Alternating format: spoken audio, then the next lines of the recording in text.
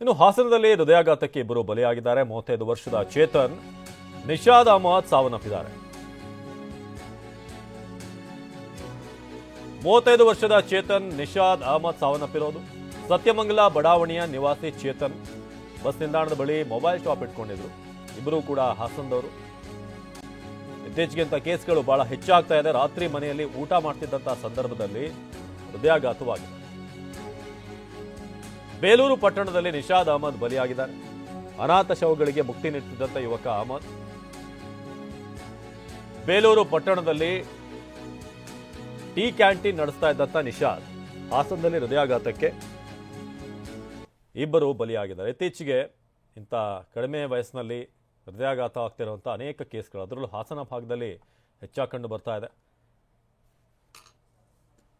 So Nishad ಹಾಗೆ ಚೇತನ್ ಇಬ್ಬರು ಕೂಡ ಸಾವನ್ನಪ್ಪಿರೋದು. ಸತ್ಯಮಂಗಲ ಬಡಾವಣೆಯ ನಿವಾಸಿ ಚೇತನ್.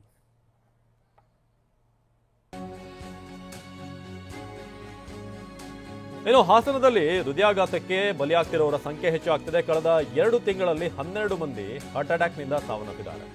ಜೂನ್ನಲ್ಲಿ 9 ಮಂದಿ, ಮೇ ತಿಂಗಳಲ್ಲಿ 3 ಹೃದಯಾಘಾತದಿಂದ ಅಸುನೀಗ್ತಿರುವಂತಹ ಯುವಕರು. ಹಾಸನದಲ್ಲಿ ಹೃದಯಾಘಾತಕ್ಕೆ ಹೆಚ್ಚು ಯುವಕರೇ ಬಲಿಯಾಗ್ತಿದ್ದಾರೆ.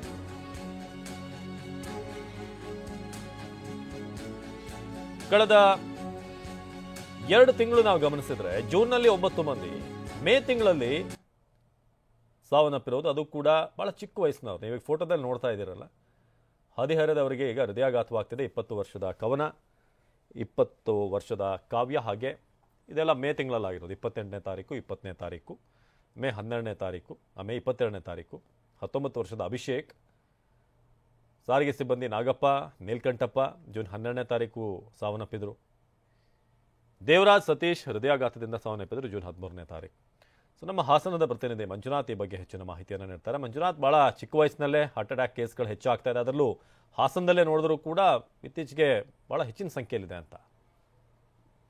ಹೌದಲ್ಲ ಅವಿನಾಶ್, ಹಾಸನ ಜಿಲ್ಲೆಯಲ್ಲಿ ಮೇ 20ರಿಂದ ಜೂನ್ 21ರವರೆಗೆ ಕೇವಲ 1 ತಿಂಗಳ ಅಂತರದಲ್ಲಿ ಒಟ್ಟು 12 ಜನರು ಹೃದಯಾಘಾತಕ್ಕೆ ಬಲಿಯಾಗಿರ್ತಕ್ಕಂಥ ಸಹಜವಾಗಿಯೇ ಜಿಲ್ಲೆಯಲ್ಲಿ ಒಂದ್ ರೀತಿ ಆತಂಕವನ್ನು ಸೃಷ್ಟಿ ಮಾಡಿದೆ. ಅದರಲ್ಲಿ 4 20 ವರ್ಷದ ತರುಣರಾದ್ರೆ 50 ವರ್ಷದ ಒಳಗಿನ ಸುಮಾರು 8 ಜನರು ಈ ಒಂದು ಹೃದಯಾಘಾತಕ್ಕೆ ಪ್ರಾಣವನ್ನು ಕಳ್ಕೊಂಡಿದ್ದಾರೆ. ನಿನ್ನೆ ಸಂಜೆ ಕೂಡ ಏನು ಹಾಸನ ನಗರದಲ್ಲಿ ವಾಸ ಮಾಡ್ತಕ್ಕಂಥ ಸತ್ಯಮಂಗಲದ ಚೇತನ್ ಅಂತಕ್ಕಂಥ 38 ವರ್ಷದ ಯುವಕ ರಾತ್ರಿ ಊಟಕ್ಕೆ ಕೂತಿರ್ತಾನೆ ಸಂದರ್ಭದಲ್ಲಿ ಏಕಾಏಕಿ ಕುಸಿದು ಬಿದ್ದು ಹೃದಯಾಘಾತದಿಂದ ಬಲಿಯಾಗಿದೆ. ಅದೇ ರೀತಿ ನಿನ್ನೆ ಸಂಜೆನೆ ಮತ್ತೋರ್ವ ಯುವಕ ಕೂಡ ಬೇಲೂರು ಪಟ್ಟಣದ ನಿಷಾದ್ ಅಹಮದ್ ಅಂತಕ್ಕಂಥ ಮತ್ತೋರ್ವ ಯುವಕ ಕೂಡ ಹೃದಯಾಘಾತಕ್ಕೆ ಬಲಿಯಾಗಿರ್ತಕ್ಕಂಥ ಸಹಜವಾಗಿಯೇ ಜಿಲ್ಲೆಯಲ್ಲಿ ಸರಣಿಯಾಗಿ ನಡೀತಿರ್ತಕ್ಕಂಥ ಇಂಥ ಒಂದು ಹೃದಯಾಘಾತದ ಸಾವುಗಳು ಜನರನ್ನ ಆತಂಕಕ್ಕೆ ದೂಡಿದೆ.